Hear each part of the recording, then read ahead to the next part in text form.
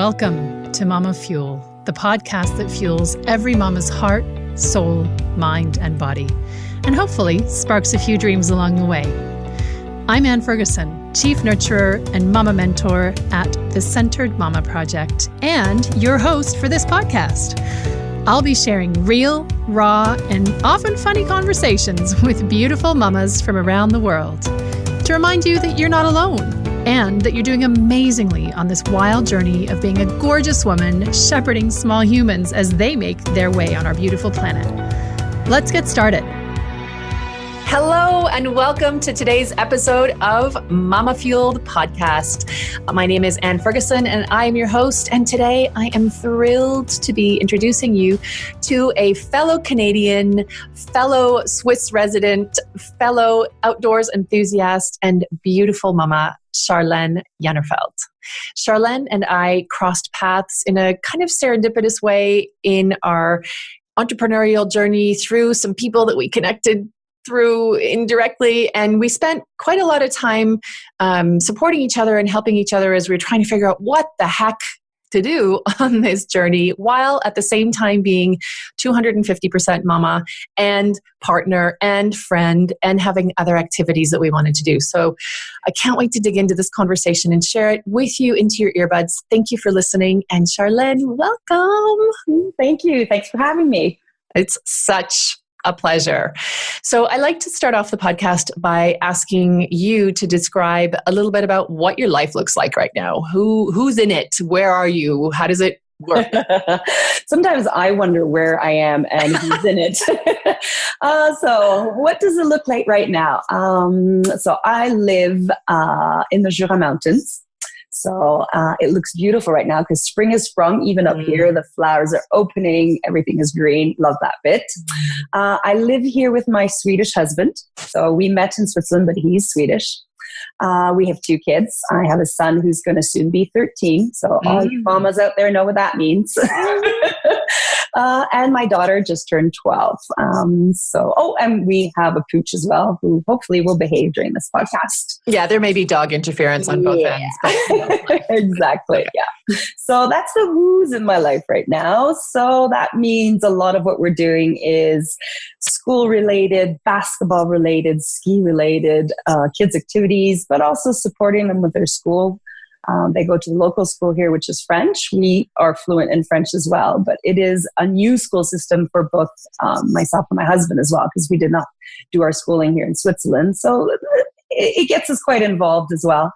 And then, I have my own company. So there's running that, which does give me flexibility. But it takes a lot and it keeps changing as well. Definitely. Well, your journey, like so many of the mamas who are listening, is not one that was a complete straight line. Thank goodness.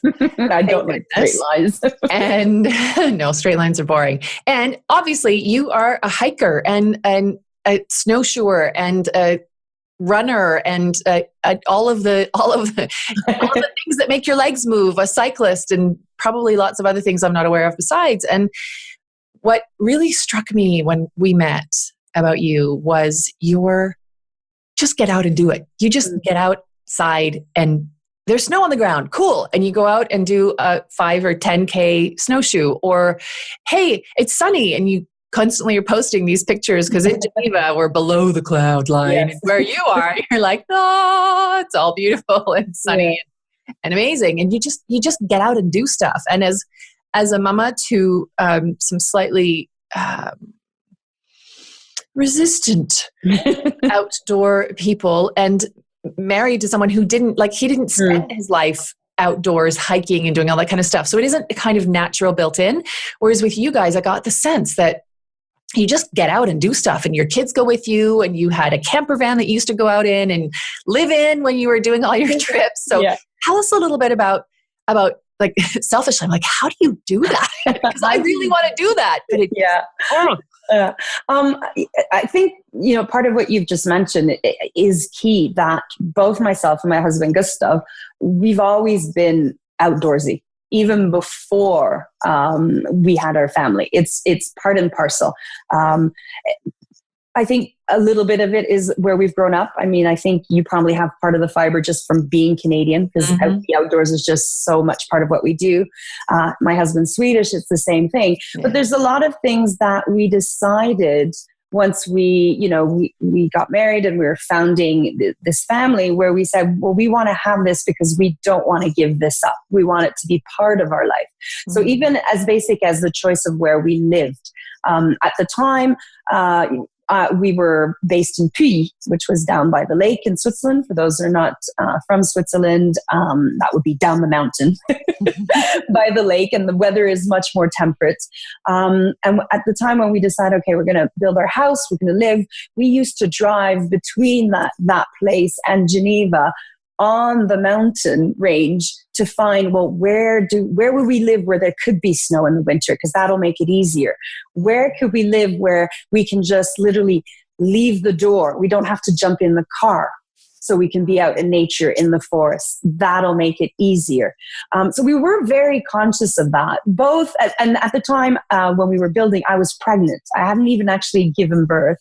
But we knew we wanted that for our family to make it easier so that we could be outside. So I think the geographic location has made it simpler.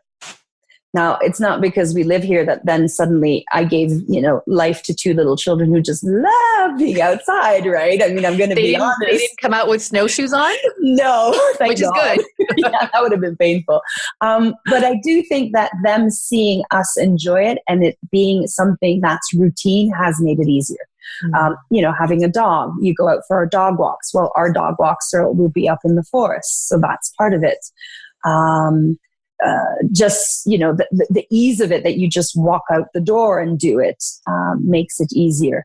And I think part of it has also just been, that's what we love. That's where they see mom and dad are comfortable and they get a kick out of it. And that's where we go to laugh and cheer and be happy. Mm. So they want to be there with us to be happy, cheerful, and laughing. It's where they can see our unit be strong. So I think a little bit of all that has helped. And then we've tried to see where and respect the areas that maybe they're not as keen. So my daughter is, if tomorrow we told her you could never downhill ski again, she'd be like, oh, it's all right. I had 4 years. It was a good run. And that would be okay for her. So we try not to overdo it. We try to bring in variety. We try to see, well, okay, she prefers maybe the cross-country skiing, so we'll do a bit of that. There was years where we'd go downhill skiing in the morning, come down in the camper van, which is fantastic for, we had a little Westphalia. It wasn't a big thing, but it made it quite easy with the kids. Pop in, have a warm soup, let them chill out, play a bit, and then poof, go back out, strap on the cross-country skis. Mm. So everybody would get a little bit of what they love. So we try not to ram it down their throats either. Yeah. But they still realize that there's no choice. There will be something outdoorsy, and find what you love and we'll help you enjoy that part of it. And we've, as a family, my daughter loves water. So we've all now decided this is going to be our third year. We've all learned to surf as a family. We were all beginners. And it was nice to also for them, I think, to see that we are all beginners. It's not us parents showing them how to do it. And that's the ocean. So that's not our day-to-day outdoorsiness. But for some families, that might be the beach and the ocean is their outdoorsy thing. We've tried to find that way also. And for them to feel that we all start evenly so they can giggle at us falling off and they can giggle at daddy, not really being able to bend down that low on the board. And they've surpassed us, right? My son now, he's giving me tips. That's awesome. Yeah, which I think is confidence building for them, and it helps them enjoy doing the outdoor stuff with us. Hearing you talk about the intention with which and the consciousness with which you chose the place that you live is, I think, something that doesn't happen very often. Certainly in the conversations that I have with my friends and family and even just in our experience, living in a place where you can afford. Yeah. Like the criteria tend to be, how far is it from work? Can I afford it? How are the schools? If that's an issue, if you've got your kids in well, whatever school they're in, you want to be relatively close. For us, that's a huge factor. What's the commute going to be like, right? And none of those things are the reasons that you chose to live where you live. You chose to live where you live so that you don't have to have the battle that I had for years of like, come on, let's get in the car. It's all loaded up. Let's go. The skis are ready. You know, it's only 45 minutes to amazing skiing from where we live, right? We live in the center of Geneva. But it was so much that it just reached the point where I thought, you know what, why pushing water uphill? Like, I love doing it. And they were too small for me to be like, okay, see ya. Mama's going to go away for all Saturday and I'll come back on Saturday night and I'll see you on Sunday morning for a bit while I get ready to leave again. So it's been like for me a parenthesis where, because, you know, for everyone who's listening, Charlaine's grandmother lives in basically the backyard of where I grew up, which is such a funny coincidence. Isn't it? Yeah. And find someone who knows the Thousand Islands outside of Kingston, Ontario. Mountains are not the natural habitat in the Thousand Islands. It's lake and sailing and canoeing, and that's it. Like, there's very little interesting topography there, I would say. I'm sure geologists are like, no, there's amazing granite in this. The rocks are phenomenal and the conifers are outstanding. They are. It's all that is true. But there are no mountains. And for me, like, getting up into the mountains is such a happy experience. And I think maybe even the thought of getting up in the mountains is a happy experience. Yeah. The reality of getting my particular little gang of delight into the car and up to the mountains, it's not fun.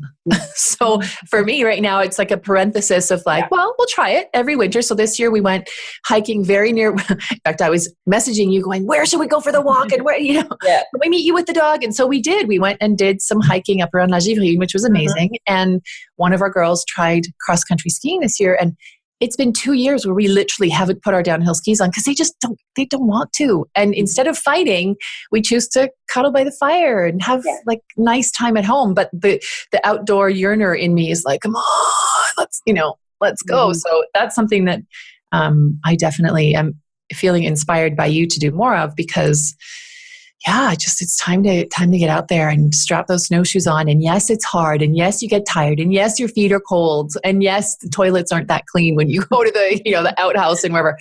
Let's do it anyway, because this is being alive, right? Yeah, exactly. No, and it's the it's the moments you share while you're doing that. Yeah. We had a snowstorm one weekend. Only my son and I were here, and I looked at him and it was like, well, we're not going to be going anywhere, but how about if we camp in the garden? So, I mean, we went nowhere because we had the snow, we had the nature in our garden, and we could do it. For me, that you were talking about the lake and that, and in my choice, the snow line was really important as well, because the snow, for me, brings a lot of memories, and it brings me back to a happy childhood and the amount of hours and times I played out. So to be able to do that, and he still talks about it, right? And it's like a magical moment. So even if getting out there or, all the negatives that make the eye rolling of the parents at the end, we're like, oh God, was that worth it? But if there's that one gem that they can go back to, and it was like, you talked about your daughter in cross country ski, and I bet that first little hill she went down and she didn't fall. Yeah. I mean, what a sense of like self-worth, ecstatic joy, bubbling out. And if she can remember that bit about it, and us, the parents, instead of all the other 2 hours were not very magical, and we try and focus on that to repeat that little bit, then I think it's one step one.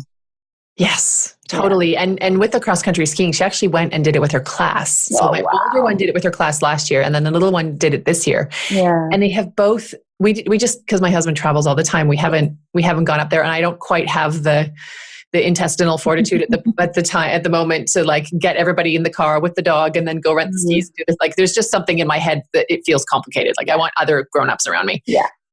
Which is a story that I'm buying into. I totally hear that as I'm saying it. I'm like, you could if you really wanted to. But next winter, my commitment to my kids and to me is, let's go and try cross-country skiing. Because my memory of cross-country skiing, 35 years ago or more, is less than rosy, because really cold. We did the marathon at Montebello when we were like 8 and 5 or something. Wow. We were so little. So we must have just done part of it. Like we couldn't possibly do the whole ski marathon. But, it was very much of our parents like making us do the thing that we were eye rolling and didn't want to do, and it was cold, and we didn't want to eat trail mix in the cabin. Like we like all it just wasn't a time of like all of those little moments. But now I see both my kids are saying, let's go cross country skiing, and I love it. And so next year we might not put our downhill skis on again, and I love it, but okay, maybe I'll go with some girlfriends or just like when they're at school one day. Exactly. Yeah. Because we can do that here. Yeah, because you live so close, you can sneak that in. Yeah. But I think you touched on a really important point. Your girls got excited about it, doing it with friends. Yes. You, now in your head, you're like, ooh, okay, I should recreate it. However, oh my God, can I do this? Can I put it all together? Well, what if you do it with a friend as well? It becomes a social thing for you, mom, too. It becomes a support network to get, the dogs out, the kids out. And it also, it's a propeller to do it. You've committed outwardly with someone. And that's why with the work I do, the reason of creating these groups of moms together, a big reason to take, help them, support them, take it out, is we're the propeller for them. Yes. But we can create that ourselves, because once they do it, they look at me and they go, well, this wasn't actually that complicated. I was like, no, it isn't. And you can do it. Like, I want to give them the taste that actually you can do this. Yeah. Here's a few ideas of how to do it, but you can do it. And it helps maybe build that network, because fair enough, you might say, well, all my friends are city dwellers. They like to go to the museum or go to the theater. They don't want to go up to the mountains. But there's always someone ready to try, or someone that knows someone, and opening ourselves up maybe to those new experiences to gain that network to make it easier. I mean, we would do it in our professional lives. Yes. We would do, when we become moms, often we will do it, we'll join mommy groups. You might be a high career woman who would never imagine you'd go to play group, but you do once you're there. You do. Yeah. And it's the same thing for enjoying the outdoors. And it's great now, because I find there is a new revival, a new consciousness that, that vitamin nature is important, and it gives us so much. So there is a revival of people willing to do it, and everybody's a bit at the same level. Like, we're all beginners. Yeah. But I might know a place, and you might have the kit, and you might have the energy. Totally. Or maybe you haven't tried as many times and not managed to get out the door. So you still have the yay that maybe a mom who's like, and so obviously your passion is the outdoors, and you are so active with your kids, and this is something that, I kind of see that and think, I want that level of outdoorness. And when we get it on the dog walks, when we go hiking, there's a, it's not even a mountain really, the Salève, it's a mount. They don't count as mountains for people who don't know. They're just mounts, Le Mont Salève, because it's not tall enough. It's in the pre-Alps. But we went up there this winter a couple times, and we went walking in the snow with the dog, and we had snow up to mid-thigh for the girls, and they were like, oh, Mommy! And I was like, I know! This is why I want to get you outside. Isn't it awesome?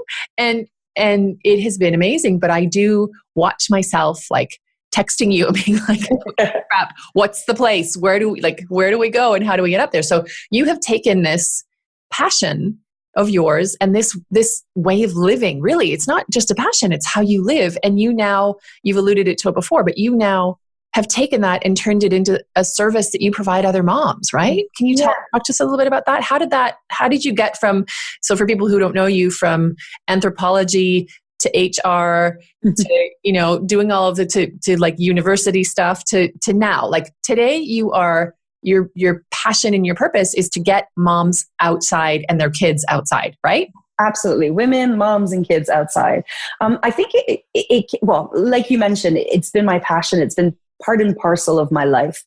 And I always had it a bit in the background of my head, because I had a frustration when I was here in Switzerland, where I found it really hard to find other women that would join me on my adventures. Or I would join a group.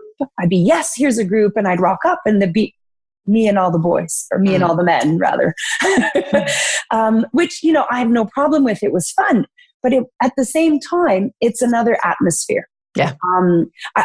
One memory really is clear in my mind when I did a year exchange here in university in Switzerland. That's how I first came to Switzerland. And I went on a ice climbing day. And I rocked up there, and there were all guys. There was one or two that I knew, others I didn't know. And I'm quite short. I'm like 160 centimeters, so I'm not a very tall person.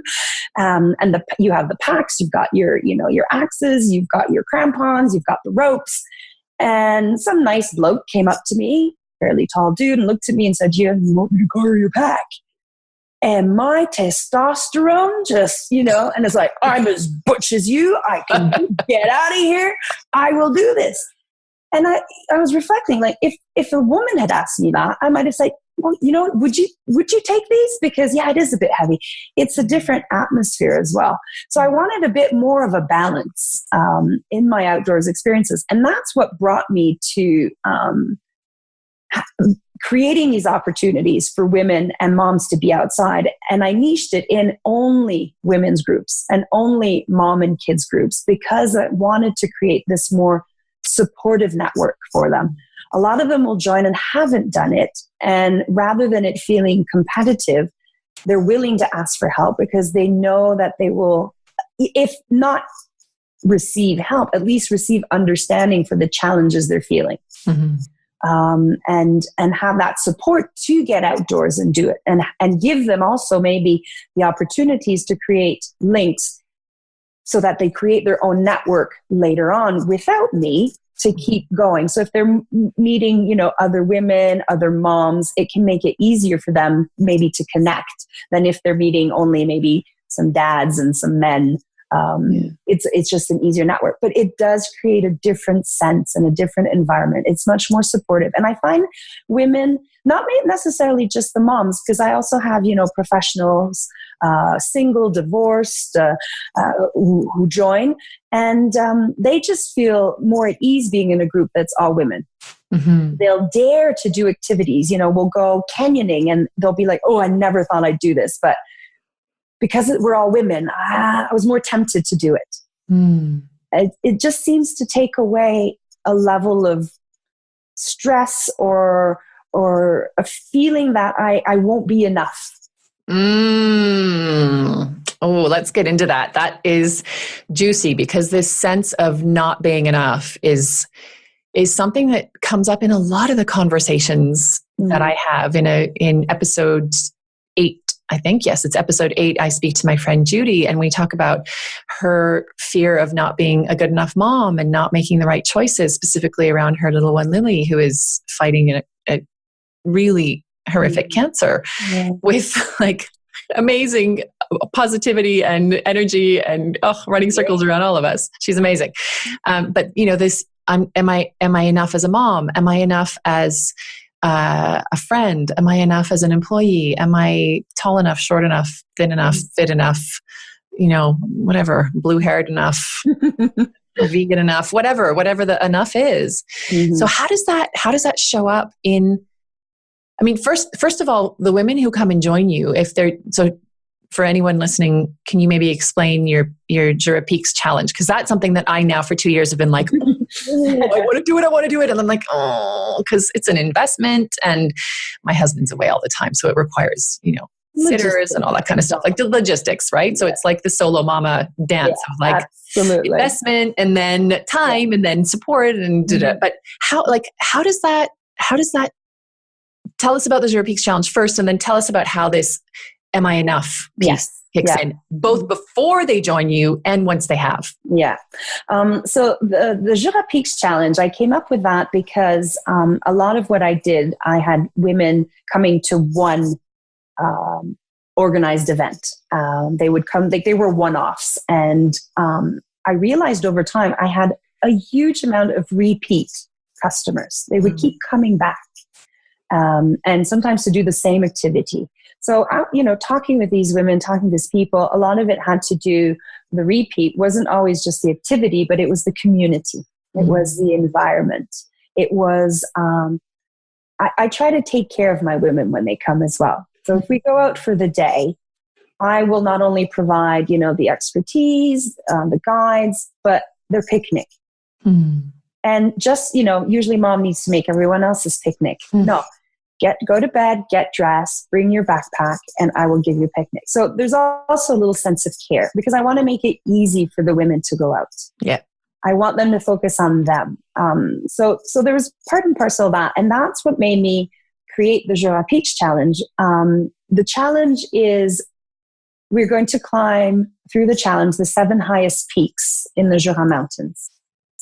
So we go through time and we go through seasons. So we also experience the Jura through the seasons, which means part of it is hiking, part of it is snowshoeing. And we go from the lower ones to the top, to the higher ones. So there's a physical challenge as well. These are full day hikes. We are out for 7, 8, 9 hours. Amazing. This is 7, 8, 9 hours where women can focus on themselves, on the group. And there's a physical challenge. So, and it's a commitment. It's a commitment to the group. It's 10 women. They sign up for the whole thing. And it's the same 10 women. And there's relations. They don't always know each other. So that, builds that community. So you commit time to yourself ahead of time. So you're talking about, my husband travels, this and that. So we have backup dates, but the backup dates are for weather. If we need to cancel due to environmental reasons, we're not canceling because Anne is suddenly on her own that weekend and doesn't have any childcare. The community will help you try to find childcare. That's what we do. We try and help each other that way. But you're booking time and commitment far ahead for yourself. That's there. So that's a gift to yourself in a way. Totally. So there, even on that level, if we come back to the good enough, some people, I'll translate the good enough to, am I deserving enough? Yep. Should I be allowed to have all this time booked for myself? Especially because hubby travels, he's away. We should spend our weekends together. We should, so there's a lot of baggage. Oh yeah. All the things. Yeah. So that's one part, I think, before they start where they need to grasp and deal with. So there's a lot there that, we'll have conversations. People will talk me, give me a call and we'll talk about it and what it really means. Then there's the concern of, am I good enough physically? Can I hike that? Can I do it? I'll be the oldest, or I'll be the most unfit, or I just had a baby. Do you think I can do this? So there's all these concerns that come out. Because we go from the lowest to the highest, we start with hiking, we move into snowshoeing. We all progress together. We progress physically. Our first outing is also always about seeing where the group's at. There's always someone who's stronger. There's always someone who'll be weaker, but it's usually not the same whether you're hiking or snowshoeing. So roles get swapped. Roles get changed in the group as well. So that changes the dynamic. The one who is supporting and cheering then suddenly is the one who needs it. So the roles change during the journey as well. So the good enough becomes different. I work with mountain guides as well. So we're always 2 when we go on our outings, and they will take more of a leading guide and where we go, sharing about the environment. And my role is more about, I like to describe myself as like your cheerleader. I kind of, I'll talk through that negative voice in your head, and we'll try and get the positive that yes, you can do it, and how can we sort things out. So it's a nice partnership between the guide and what I bring to it with respect to maybe more of a coaching side of being outdoors. And using the opportunity. I mean, we have conversations. I mean, you're out 8 hours a day with a group of women. Trust me, there's a lot of chatting going on. I bet. But only about hardcore climbing. Eric, the guide I work with, he's always absolutely amazed. He'll look and go, ladies, have you seen the gradient we just went up? Yet you guys were talking through it. Your cardio is fantastic. If you can do this, good job. So it's, I think the women discover how good enough they are through the journey. And when we come at the end of it, there's things they've found harder. There's things they've liked better. But I want to say I'll say 95%, just, because there's surely some are a little bit less excited, but all of them by the end of it are thinking of their next outdoor adventure. And for me, that's why I do it. That's success. Yeah, that is absolute success. And that, I can only imagine, must ripple out to their kids or to their friends or to their partner or to their parents or to whoever, their colleagues. Exactly. So, the women tend to be the networkers, the social in the unit, the family unit. So that's also one of the beauties of working with women, because then I know it trickles down. Yeah. And, through doing this, we now do one, it's a mini challenge, but it's mom and kids. Because they now, and a lot of them have, not all of them, but a lot of them have done the Jura Peaks before, and they've come out and they're like, I want to do this with my kids too. Like, yeah, I'd love to set it up. How could we do it? So, again, it's just helping them, and they do it. And then suddenly I get an email. I'm like, oh, we're going off here. We're doing that. And that's, that's when I get goosebumps, and I love it. Or can you lend me a backpack? Because I'm going to do that. Absolutely. Here you go. Go off and do this. That's when I get, yay! For sure. I have goosebumps listening to you. The whole time you've been talking, I've been like, ooh, waves of goosebumps. Ooh, waves of wrote something down as well. It's just so rewarding. It's, for me, I'm passionate about outdoors. I believe in the benefits of what being outdoors can give you. There's studies that have been done. The Japanese have known it forever, forest bathing. There's research on benefits for autistic children, for people, persons with attention deficiencies, all these things that being out and active outdoors will bring you. I don't mind. I don't judge what people do outdoors. Just move outdoors. My key word is outdoors. It just brings so much, and I see it. I see it on my family. I see it with friends. I've forged friendships with people that on paper make no sense. Absolutely no sense. It's like a high-profile banker, travels all the time, loves jewelry, into fashion, and people will say, like, "Oh, how did you connect?" "Oh, we went on a hike together." And you get outdoors, and it's just a different experience. And there's some people will like to be outdoors and more temperate and maybe more sunny, or like the perfect day, and might not go when it's not those conditions. That's okay. But when you're out there, there's always a nugget that people will take away from that experience. And it'll be long lasting. It puts me in mind of the fact that we are all the same. Absolutely. Right? Whether you are a jewel-loving, globe-trotting banker with deep pockets, or you're struggling as an entrepreneur or a newly divorced mom, or we're all humans with legs who, if we're lucky, will allow us to walk. And if we can use them and do something in community and share an experience, because that's what it is, right? You're all humans on that mountain, and you're going up it because you said you would, and you can't do it on your own, or you probably might not want to or shouldn't. And therefore you're stronger, and nature is a great leveler, isn't it? Nature doesn't care about anything. And I'd say it's a leveler, and it's a connector. Yeah.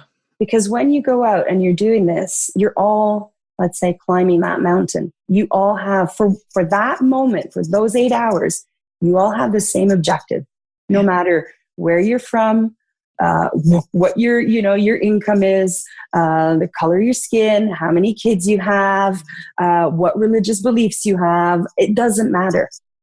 The connection is that objective, and then suddenly you talk about, I'm out of breath. Oh, me too. Oh, what do you do to work at that? And you find connections.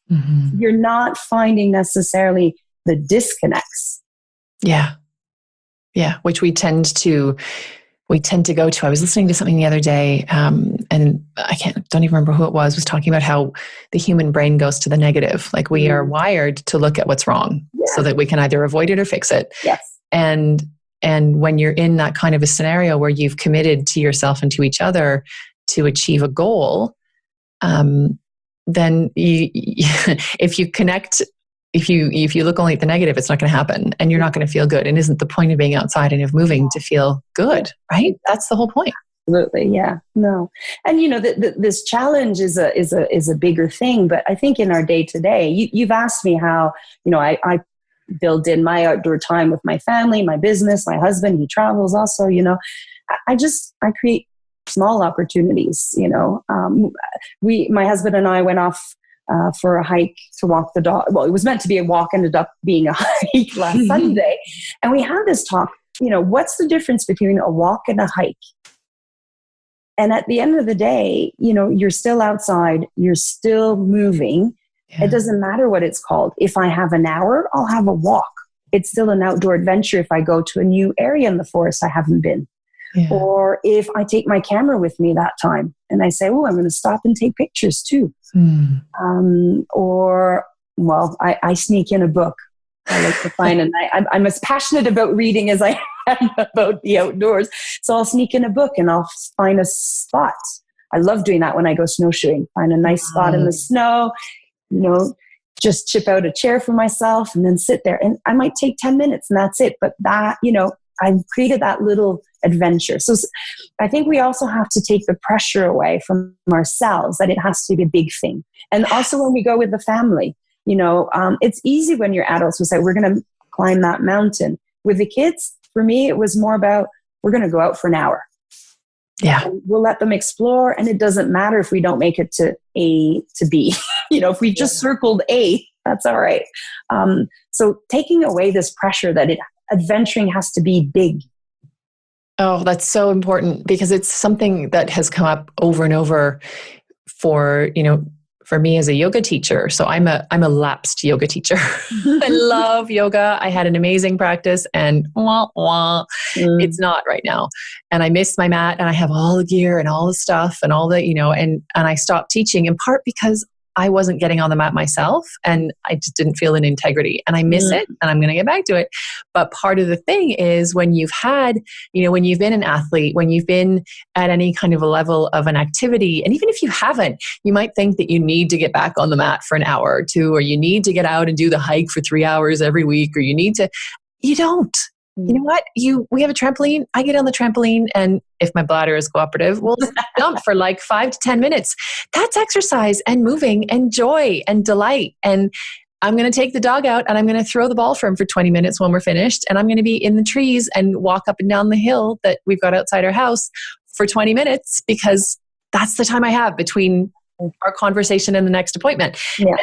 And that's okay. Like good enough isn't a failure. No. Good enough is a hell of a lot better than nothing. Absolutely. Yeah. Right? Absolutely. Yeah. And all the little good enoughs as far as, well, actually, it's really interesting. I was going to say as far as our activity, but I would posit as well, all the little good enoughs about you as a being, about you as a mom, about you as an employee or an entrepreneur or a partner or just a human, all those little pockets of, it's just going to have to be good enough. Mm-hmm. Start to add up to, hey, guess what? You're good enough is enough. Like you're enough. Amazing. Yeah, you're more than just, it's not like, it's going to have to be good enough. No, it's like, what if your good enough was enough and more, right? Mm-hmm. And I bet that you see that with the women you work with, but also, and I really want to come onto this piece, also the kids that you work with, right? So you not only are a hiker, skier, snowshoer, caver, surfer lady, you also are working with kids to get them, girls specifically, to get them running. And this is my girls just did a race last weekend. The little one ran a kilometer. Yeah, she ran a kilometer, which is, in 5 minutes. Amazing. Like, we can't do that. Eh? I can't run a kilometer in 5 minutes, and I sure can't run 2 and 12 like my big kid did. Oh wow, well done. So it was amazing, and it's something that I'm keen on getting them into an athletics club because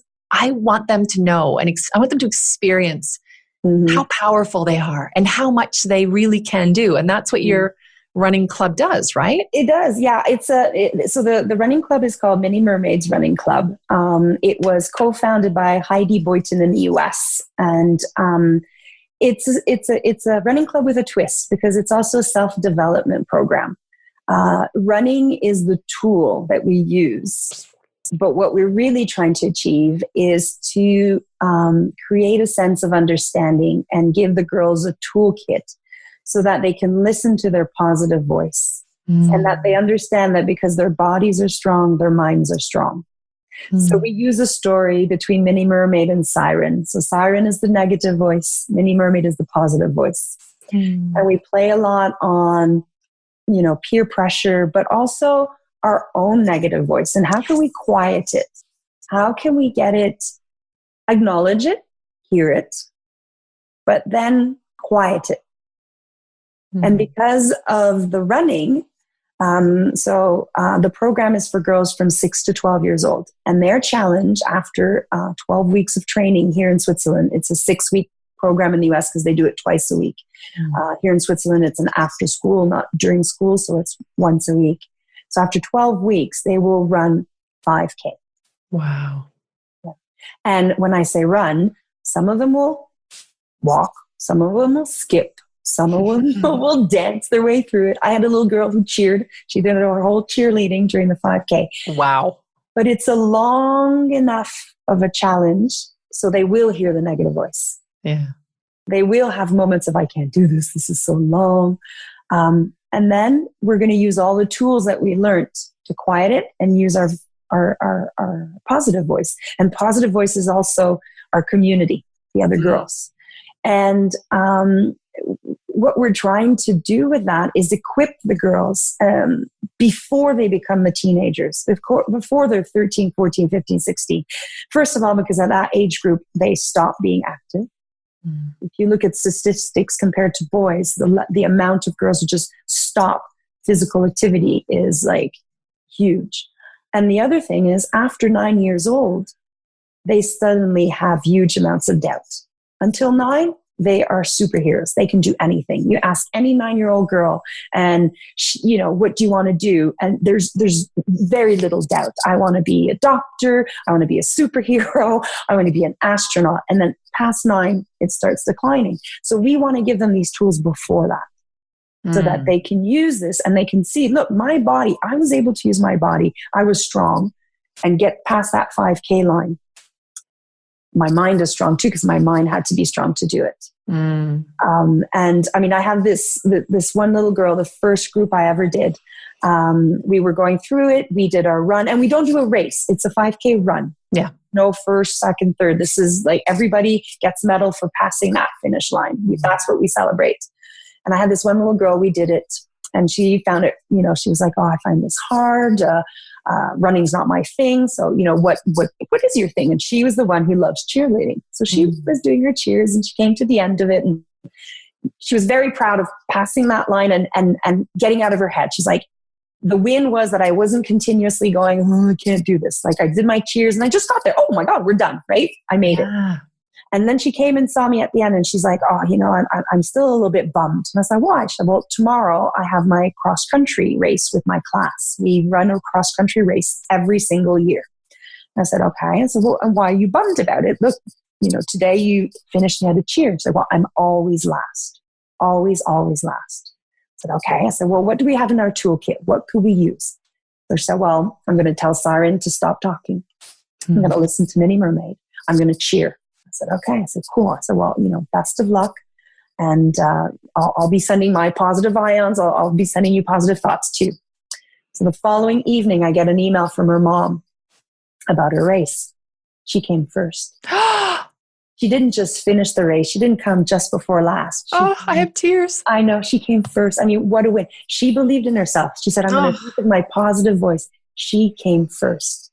So the power of this program isn't the running. I mean, yeah, she came first, but it was the positive voice that she was able to tap into at age 11. So if she can remember this experience when she's 18, 19, what a win. What a win.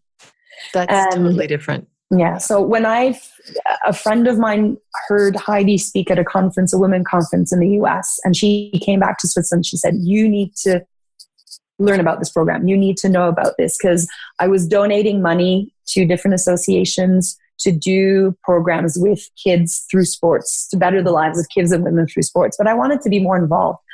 And she said, you need to learn about this. And when I learned about it, I reached out to Heidi and I was like, we need this in Switzerland. We need this everywhere. And put up the association and started running the program 1.5 years ago. And when is it coming to Geneva? I know. Well, the great news is now we have enough funds to start translating into French. So once we have the program in French, we're going to start approaching the schools. Because the idea of it is to offer it to schools so it can be run out through schools. All our coaches are volunteers. But what we do is, here's the program, here's the training, here's all the material. And then you can run it out. Yeah. Oh, so good. Oh, yeah. We'll have an offline conversation about it. Yeah. So love this program. Love Heidi. Love what she's done. It's beautiful now because we're also seeing mini mermaids who are now teenagers who come back and coach. Oh, that's so powerful. And what a gift to those girls that they probably have so many resources to face into that I'm not enoughness that comes up. Yeah. Right. But I was able to run a 5K when I was 9 or 10 or 11, but I was able to get through all of the mind. I have another episode that at time of recording it was published. It was published yesterday, episode number 9 with Tash Vanzetti. And she is a mindset mentor, and she has just created, or is in the process of creating, the Mind Shit Academy. Oh. And it's all about, because she would keep saying mindset and it would keep coming out as mind shit. And she was like, okay, you know what it is? It's a complete BS. And we buy the stories, right? And we start buying stories that are told to us by our parents, who don't mean to program us with stories. Like, they're full of love and there's no, and I catch myself doing it with my girls, and I hear other people say things to their kids. Sometimes I'm like,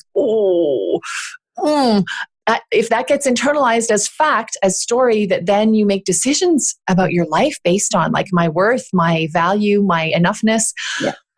Whereas what you're doing is countering that, is somehow lessening the power of that, because you're giving the power to the people who actually have it. And that's the girls, right? And it's the same thing with what you're doing with women, whether they're moms or not. You're an empowerer. You're a lifter upper and a connector and an empowerer of moms. And that makes me want to jump up and down and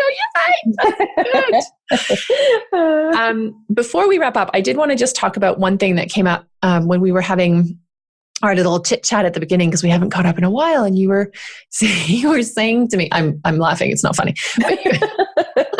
You were saying to me that you found a lump in your breast in 2016 when I knew you and was seeing you.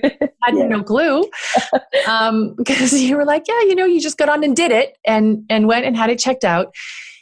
Can you talk a little bit about the process of finding that lump and of how things have unrolled as you have just quietly kept, like, putting one hiking foot in front of the other the whole time through and not even, like, missing a beat somehow? I mean, going on, I think everybody approaches it differently, but for me, my mom, as soon as I had my first period, she taught me to self-exam. So I've just always done it. Breast self-exam. Exactly, for lumps. So that's always been part of my normal process. Never thought I'd find one, but I did. On paper, I'm not a candidate if you look at my criteria, but that happens. I didn't dwell very long on the why me. It was more like, okay, what do we do about it now? So in, my bad luck, I was very lucky, was not an aggressive type. So the lump did end up being cancerous. So the process was fairly quick, and I was open with the people around me that I had on a day-to-day, and let them know what was going on. I found I had a support network, which was amazing. And apart from the initial diagnosis, everything else was a positive. It wasn't aggressive. It was caught early. I didn't have to do chemo. I was very fortunate that I could go to the clinic that's literally 5 minutes down the road. So that's where I had surgery. The kids could pop in even at lunch. It was so close. So all of these things rolled, very nicely, which possibly is why I didn't miss the beat, as you say, that I just kept going. But when I left the hospital, the first thing I did is we went up to the forest and we had a walk. I wanted the outdoors. I wanted to feel that my body was still strong. It wasn't my legs, it was my breast. Yeah. So probably the hardest thing for me was because I had also reconstructive surgery at the same time. I wasn't allowed to do a lot of my physical activity. Yep. That No I usually arm lifting or any of that kind of stuff. Exactly. So no, and no bouncing. So horseback riding was out. That wasn't a big problem. Running, that was a bit more hard. More problematic. Exactly. No downhill biking, no running.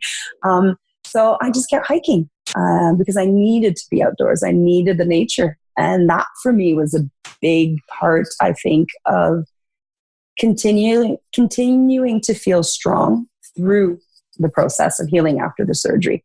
At no point did I ever feel sick. Yeah. I had a lump. I didn't feel sick. I didn't feel ill. And because I could keep hiking and the day before surgery, I went out for one of my longest runs before because I knew I wasn't going to be able to run for X amount of time. And it was like, I don't feel ill. It took me a long time to grasp the idea that I was a cancer patient. Yeah. I didn't feel patient. That I didn't feel like a patient. Well, you were living with cancer, right? Yeah. You were living exactly with cancer, and then it was gone. It was taken out. I had a full body check. Lucky, knock on wood, everything's been positive. I've gone through my first year check. But yeah, moving, being outdoors, not feeling. Not feeling like a patient, not feeling like ill. I was lucky enough not to end up in that space in my mind. And I think that made a huge difference. Everybody deals with it differently. I don't know if, my way was good, bad, better, worse than anyone else. It was just my way. And it worked for you. And it worked for me. Yeah. I know that I'm somebody who is, my favorite saying is, a grapefruit was a lemon that saw an opportunity. I love it. I'm a very positive person. I know that, I'm a half glass full, rosy glasses. I'm not somebody who doesn't do, if there is a negative, I can accept it. I'm not disillusioned. That's not what I'm trying to say either. But yeah, through every step, it was just like, I'm lucky to be here in Switzerland. There's an amazing medical service available, knowledge, technology. How lucky am I, to be here when I have this? I have a loving family. I have loving friends. I'm young. I'm healthy, super fit. What if I had started this journey and I, had 20 extra kilos to lose, bad eating habits, a drinking problem, there could have been tons of factors that would have made everything worse. Yeah. So I just focused on what was good. And so much is good, right? You had the mini mermaids out doing their thing. I quieted Siren and I used mini mermaids. Totally did. And look at you now. So a question that I ask all of my guests as I wrap up, and we know the answer from everything that you've said to us, but I'm going to ask you anyway, because sometimes some surprising stuff comes up. Where do you get your MamaFuel? Where do you go to recharge and refuel? And it's really interesting that you say that, because my answer won't necessarily be, I think, what you expect. And my answer has changed over time. Mm-hmm. What I would have answered to you when my kids were 4 and 2 is very different than when they were 9 and 7 or now. Now I get my fuel. I've realized I need solo space. Mm.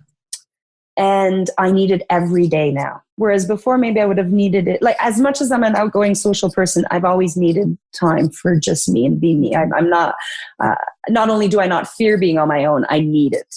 Yeah. And I'd say, my kids are soon 13 and 11. So the last few years I've been, the rebellious, the preteens, retesting the limits and all that.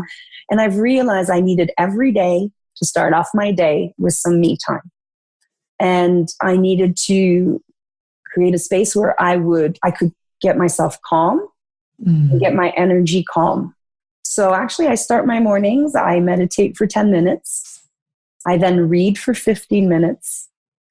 I then take some time and I write down a list, everything that's, in my head about to-dos, whatever. It's all mixed. Business, life, things I'd like to do, blah, blah, blah. And then I do a bit of a mix of Pilates and yoga. So it gives me about an hour of me time. And that's where I source myself, and I level off my energy. So I'm not as reactive during the day. Yes, you've built in the time for you, which then gives you time for pause. Exactly. Right? Yeah. And I've just found I need to, I'm a very high energy person, but it can go any directions. There's a lot of Latin blood in here, so it can be volatile. Like I'll scream, I'll holler. Same. Finding that more calmness. Yeah. So that's, I would say, maybe rather than where I find my MamaFuel is where I find my mama center, where I recenter. So then I can take it out into all the branches I need to, maybe with a bit better flow. I really hear that. And that it resonates obviously for me, because the beginning of this entrepreneurial journey and this phase of my life has really been the Centered Mama Project, which exists to bring mamas back to their center, which is exactly what you said, right? Using tools like yoga and meditation, because I know they work, even though right now off the wagon, but getting back on, you can always that's it. Exactly. Always start again, begin again is the teaching, one of the basic teachings of yoga.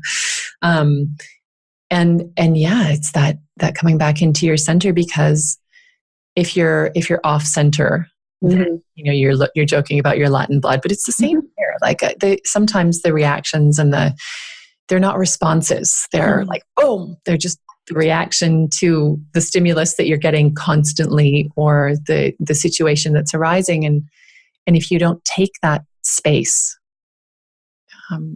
you're not operating and showing up in the way that you really want to. And I really want to acknowledge you and all of the work that you do as an uplifter and a cheerleader and an encourager and an empowerer of women. And thank you for sharing your passion, because it's so palpable, and for being here and part of this conversation and sharing your heart with us, and how you are so intentional and conscious about creating the life that you and your husband decided to create when you built your family. It's really inspiring. So thank you so much. Thank you for talking with me. It's been such a pleasure, and maybe we'll do it again outside. We've been talking about having a conversation outside. Absolutely. So fun. It would be a pleasure. Thanks so much. That's it for this episode of MamaFuel, the podcast. Thanks for listening. There's a lot more conversation, sharing, and real mama talk happening in our private Facebook group. To join in, go to www.thecenteredmamaproject.com/Facebook, and be sure to say hello when you get there. Can't wait to see you. If you like this episode, or if you know a mama who could use a little MamaFuel, I'd love you to share this episode and to rate and leave a review. Every comment helps, and it's always a delight to hear from you. Thanks, and bye for now.